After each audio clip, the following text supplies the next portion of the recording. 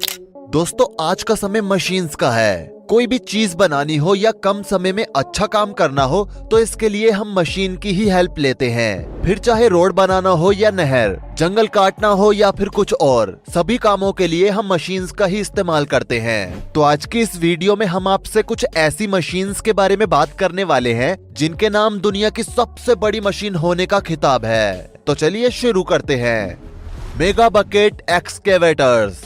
दोस्तों ये इस दुनिया की सबसे बड़ी सरफेस माइनिंग मशीन है जो कि कोयले की माइनिंग के लिए यूज होती है। इसमें लगा हुआ ये विशालकाय व्हील लगातार माइनिंग करता जाता है। इसके रोटेटिंग व्हील का डायमीटर 21 मीटर होता है और इसमें कुल मिलाकर 18 बकेट लगाए गए हैं। इसमें लगे हर एक बकेट की कैपेसिटी 60 टन है, यानी 60,000 किलो। इसी वजह से ये मशीन कई मैट्रिक टन कोयले की महज कुछ घंटों में ही माइनिंग कर देती है। इस मशीन के द्वारा माइनिंग किए गए कोयले को एक कन्वेयर बेल्ट के द्वारा लगातार आगे चलने दिया जाता है और फिर इसे वहां से भरकर आगे ट्रकों के द्वारा जहां पर भेजना होता है वहां पर ट्रांसपोर्ट कर दिया जाता है। CDC compaction machine. दोस्तों ये एक सरफेस कॉम्पैक्शन मशीन है जिसका इस्तेमाल बड़ी बड़ी बिल्डिंग्स, अपार्टमेंट्स और बड़े बड़े कंस्ट्रक्शन से पहले वहां की जमीन को ठोस बनाने के लिए किया जाता है ताकि वहां होने वाले कंस्ट्रक्शन को एक मजबूत बेस मिल सके।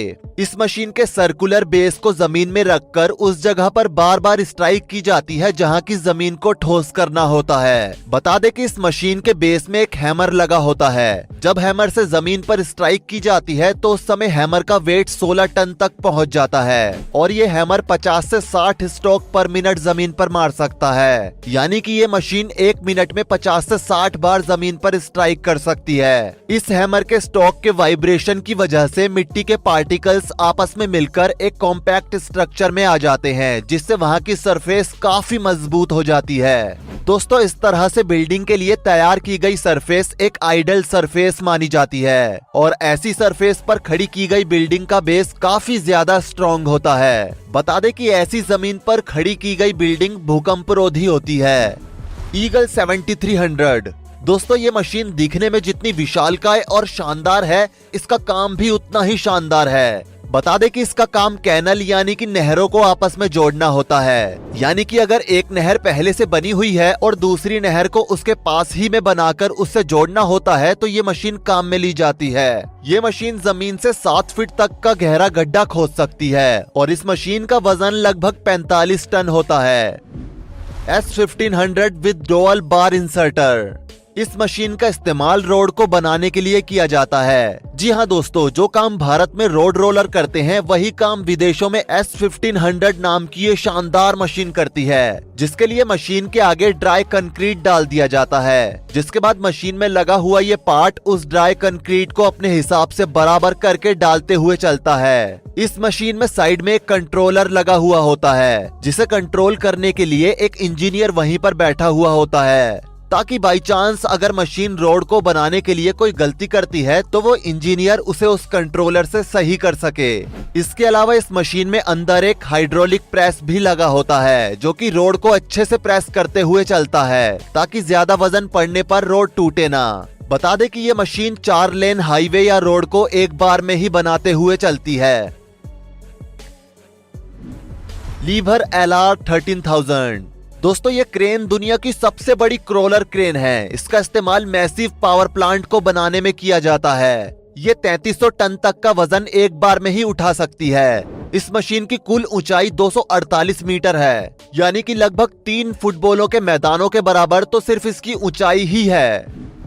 NASA crawler transporter. दोस्तों इस विशाल ट्रांसपोर्टर को नासा द्वारा 1960 के दशक में खनन उपकरणों को ध्यान में रखकर बनाया गया था और अगर आप इसे देखकर और सुनकर अनुमान नहीं लगा पाए हैं कि ये किस तरीके से काम करता है तो बता दें 144 मिलियन डॉलर की लागत से बने इस ट्रांसपोर्टर को बड़े बड़े रॉकेट्स को लॉन्च पैड्स तक ले जाने के लिए डिजाइन किया गया था।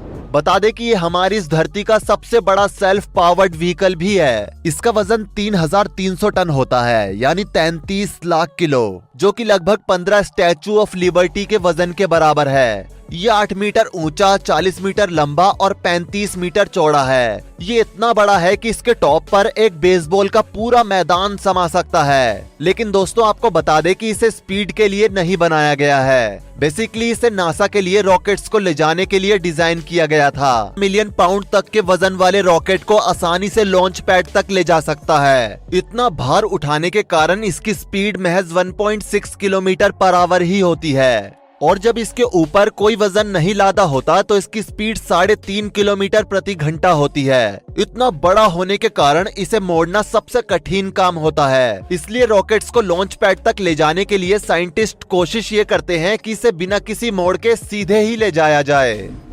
8600 बैडजर ब्रेकर। दोस्तों ये एक बिजारे ब्रेकिंग मशीन है जिसका इस्तेमाल सड़कों की मरम्मत के लिए उन्हें तोड़ने के लिए किया जाता है। इस मशीन में पीछे की तरफ एक हैमर लगा होता है। इस हैमर का वजन 7 टन होता है और सड़क को तोड़ने के लिए मशीन इस हैमर को 10 से 14 फीट तक की ऊंचाई पर ले जाती है और वापस छोड़ देती है, जिसके चलते उस जगह की पूरी सड़क एक बार में ही टूट जाती है जिस जगह पर हैमर पड़ता है। बता दें कि सड़क तोड़ते समय कंक्रीट या पत्थर उछलकर दूसरी लाइन पर ना जाए या काम कर रहे लोगों के ना लगे, इसके लिए इसके हैमर को चारों ओर से चैन से कुछ इस तरह से कवर किया जाता है।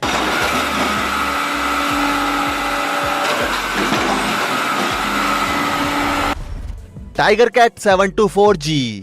दोस्तों ये मशीन ज्यादा बड़ी तो नहीं होती है, लेकिन ये मशीन बड़े बड़े काम करने के लिए जानी जाती है। बता दें कि जिस पेड़ को नॉर्मली काटने में करीब आधा घंटा लगता है, वहीं ये मशीन बड़े से बड़े पेड़ को काटने के लिए महज 5 सेकंड्स का ही समय लगाती है और पेड़ को काटने के बाद उसे साइड में रखती है।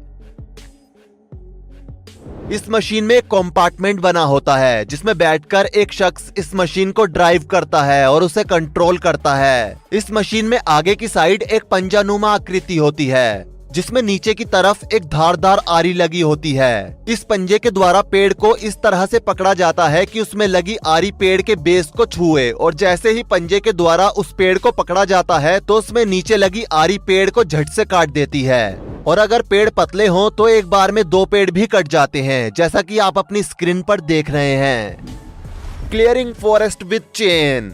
दोस्तों अभी हमने ये तो जान लिया कि 1 या 2 पेड़ों को काटने के लिए टाइगर कैट 724G मशीन का यूज करते हैं, लेकिन अगर जंगल के एक बड़े हिस्से को या पूरा का पूरा जंगल ही साफ करना हो तो उसके लिए इस मशीन का यूज किया जाता है। बता दें कि इस मशीन से जंगल के एक बड़े हिस्से का सफाया बेहद ही कम समय में आराम से किया जा सकता है। इसमें पेड़ों को काटने के लिए एक मोटी चेन का इस्तेमाल किया जाता है। इस चेन को 2 हैवी व्हीकल्स के बीच में बांध दिया जाता है और फिर इन दोनों व्हीकल्स को कुछ इस तरह से चलाया जाता है कि बीच में उतना गैप बना रहे जितने की पेड़ काटने हैं। जैसे जैसे ये दोनों व्हीकल्स आगे बढ़ते जाते हैं वैसे वैसे उतने हिस्से के पेड़ उन चेन में फंसकर नीचे गिरते जाते हैं। दोस्तों जहाँ जहाँ से चेन गुजरती है वहाँ से छोटे बड़े हर तरह के पेड़ खुद ब खुद जड़ सहित उखड़ जाते हैं। और दोस्तों इस तरह की एडवांस मशीन से जंगल का सफाया आजकल बड़ी ही तेजी से किया जा रहा है।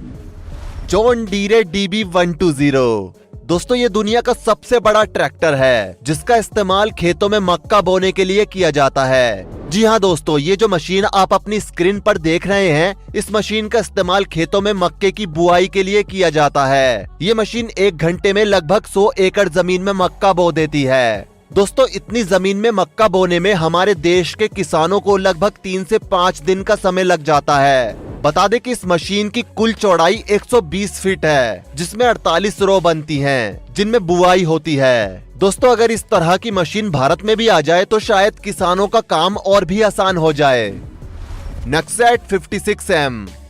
दोस्तों अगर आप खेती के बारे में जानते होंगे तो आपको पता होगा कि फसल बोने के बाद खेती में पानी की जरूरत पड़ती है, जिसके लिए किसान अपनी फसल में पानी को कुछ इस तरह से छिड़कते हैं। लेकिन नेक्सेट 56M से मिलिए जो कि दुनिया की सबसे बड़ी फील्ड स्प्रे मशीन है। इस मशीन का इस्तेमाल विदेशों में गेहूं की खेती में पानी छिड़कने के लिए किया जाता है। ये मशीन एक बार में ही सभी खेतों में पानी छिड़क देती है। बता दें कि इस मशीन के अंदर एक बार में 17,000 लीटर पानी को स्टोर किया जा सकता है और जब गेहूं को पानी देना होता है तब इसी मशीन का इस्तेमाल किया जाता है। आप इस वीडियो में देख सकते हैं कि कैसे ये मशीन एक बार में ही पूरे गेहूं के खेत में पानी छिड़क रही है। क्या बात है। तो दोस्तों ये है कुछ ऐसी मशीन्स जो कि दुनिया में सबसे बड़े होने का खिताब अपने नाम किए हुए हैं। इसके साथ ही ये सभी मशीन समय की भी काफी बचत करती हैं। वैसे इस वीडियो को देखने के बाद इनमें से कौन सी मशीन आपको सबसे ज्यादा यूजफुल लगी, नीचे कमेंट सेक्शन में जरूर बताएं। वीडियो को लाइक करें, शेयर करें और ऐसी ही और वीडियोस के लिए इस चैनल को सब्सक्राइब करके साथ में बेल नोटिफिकेशन को भी ऑल पर जरूर सेट करें। धन्यवाद।